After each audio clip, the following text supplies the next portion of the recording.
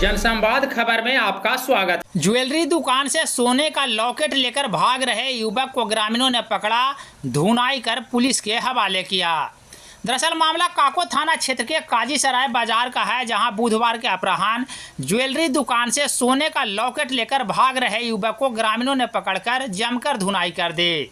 दरअसल युवक सोने के लॉकेट खरीदने के बहाने पहले तो दुकानदार से दिखाने को कहा, बाद में देखने के नाम पर दुकान से लॉकेट लेकर भाग निकला। इसके बाद ग्रामीणों ने पीछा कर युवक को नेतौल ब्रांच नहर सड़क पर पकड़ा, जहां जमकर धुनाई कर दी।